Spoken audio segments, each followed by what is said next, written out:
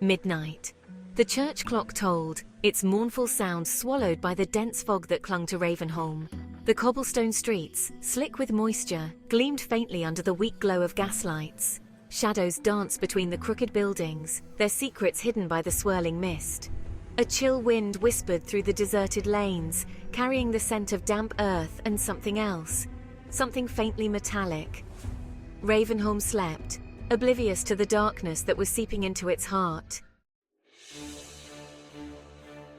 Eliza Blackwood hurried home, her footsteps echoing on the empty street. She'd finished her shift at the Ravenholm infirmary hours ago, but a late-night emergency had kept her longer than usual. The thick air seemed to press down on her, making it hard to breathe. She clutched her shawl tighter around her shoulders, eager to reach the warmth of her little cottage. As she rounded a bend, she noticed a figure standing in the shadows.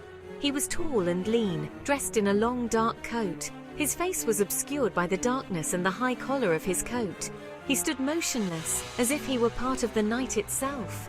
Eliza hesitated, a prickle of unease crawling up her spine. She couldn't shake off the feeling that she was being watched. Eliza quickened her pace, her heart pounding in her chest. Just as she was about to pass the stranger, a scream pierced the night. It was a high-pitched, blood-curdling sound that seemed to come from somewhere deep within the fog.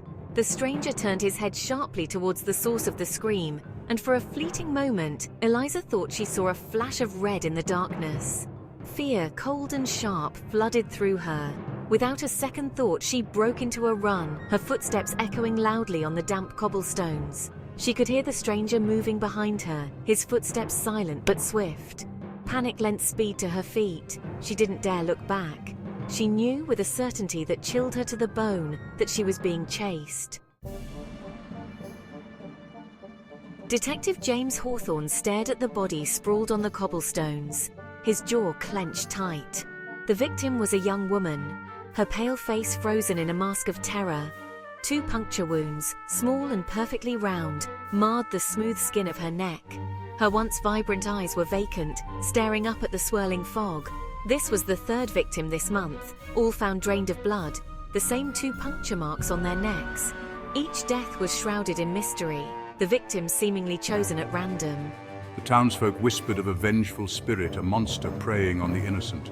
Hawthorne, a man of logic and reason, scoffed at such superstitions, yet he couldn't shake off the feeling that something was terribly wrong. The detective stood there, the weight of the mystery pressing down on him, knowing he had to find answers before more lives were lost. 2 days later, Eliza Blackwood sat opposite Detective Hawthorne in his cramped office, her hands trembling in her lap. She had avoided the authorities initially, afraid of being branded as hysterical. But the memory of that night, the chilling scream, the stranger's eerie stillness, and the feeling of being hunted had haunted her every waking moment. She knew she had to tell someone. Haltingly, she recounted the events of that night, her voice barely above a whisper.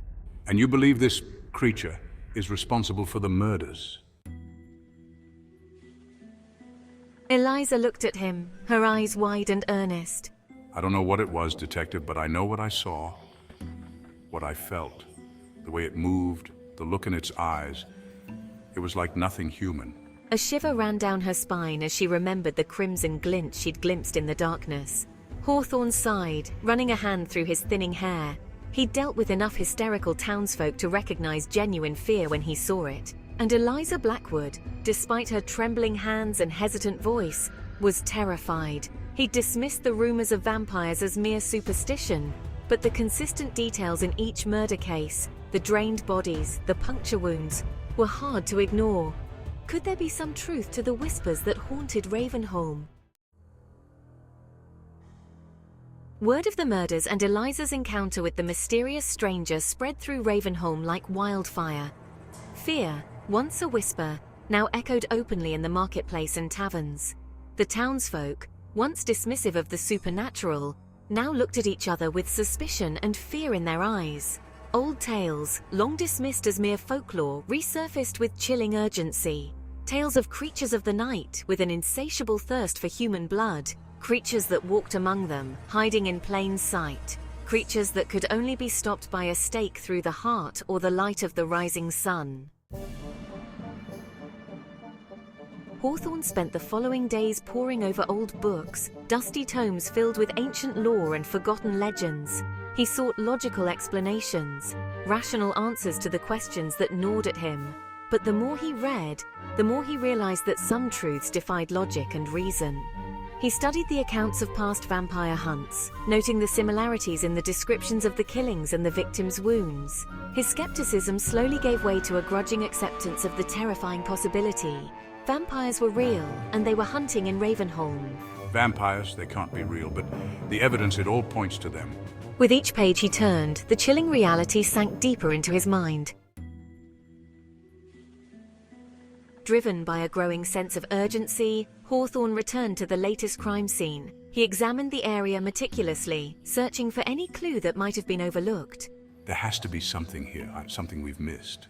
As he knelt beside the spot where the victim had been found, he noticed something shimmering faintly in the dim light. It was a small silver locket, partially hidden beneath a cobblestone. He carefully picked it up, his fingers brushing against something cold and slightly sticky. He turned the locket over in his hand. It was engraved with a single elegant letter V.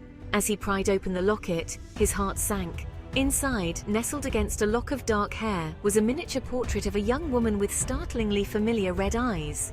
The same shade of red Eliza had described seeing in the fog that night. My God, Eliza was right. That evening, Hawthorne visited Eliza at her cottage. He showed her the locket, his expression grim. This belonged to the latest victim, and I think... No, I know it. That what you saw that night is real. Eliza took the locket from him, her fingers trembling slightly. She recognized the woman in the portrait, a frequent patient at the infirmary, always complaining of a strange ailment that no medicine could cure. We need to stop it, Detective, before it claims another victim. Hawthorne nodded, his jaw set in grim determination.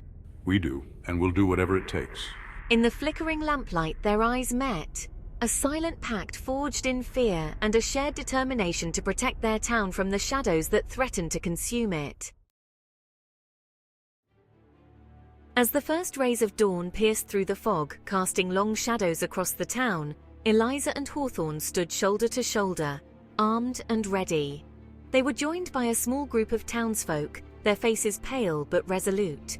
The fear in their eyes was overshadowed by a steely determination to fight back against the creatures that had invaded their home. The battle for Ravenholm was about to begin, and in the heart of the coming storm, both hunter and prey knew one chilling truth. This was a fight to the death. The fate of Ravenholm hung in the balance, a town shrouded in fear and mist, bracing itself for a war against the darkness that lurked within its heart.